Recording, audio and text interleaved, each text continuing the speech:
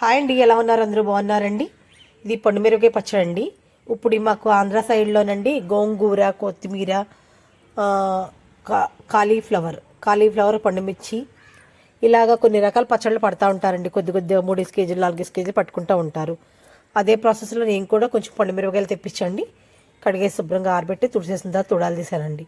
ముందుగా తుడాలు తీస్తే నీళ్ళు లోపలికి వెళ్ళిపోతాయి, తడి ఉండకూడదండి, పాడైపోద్ది. అయినా ఫిబ్రవరి లాస్ట్లో కానీ మార్చ్ ఫస్ట్లో కానీ అయితే కొంచెం మనకు నీరు పట్టణ కాయలు దొరుకుతాయంటే అప్పుడు నిల్వ ఉంటుంది ఎక్కువ. ఈ మధ్యకాలంలో అందరూ ఫ్రిడ్జ్లోనే కదండి. అలాగే ఇప్పుడు ఈ కేజీకి 200 గ్రాముల చొప్పున చింతపండు వేసండి, ఉప్పు పసుపు వేసి రుబ్బేసి కచ్చబెచ్చి పక్కన పెట్టేసుకోవాలండి. అది 3 రోజులు అయిన తర్వాత బాగా చింతపండు మిరపకాయ నానుతుంది కాబట్టి రుబ్బేసుకుని మిక్సీలో మెత్తగా మనం ఎలా తింటామో అలా ఉప్పుకి సరిపోయిందిలే చూసుకుని అప్పుడు తాలింపు వేసుకుంటామేనండి. ఎల్లుల్లిపాయ, కరివేపాకు, ఎండుమిరపకాయ, జీలకర్ర, ఆవాలతో తాలింపు వేసుకుంటే కమ్మటి అవసరం వస్తుందండి. దీనికి కొంచెం నూనె ఎక్కువే పడుతుందని చెప్పుకోవచ్చు, అంటే మనం కలుపుకునే దాన్ని బట్టి.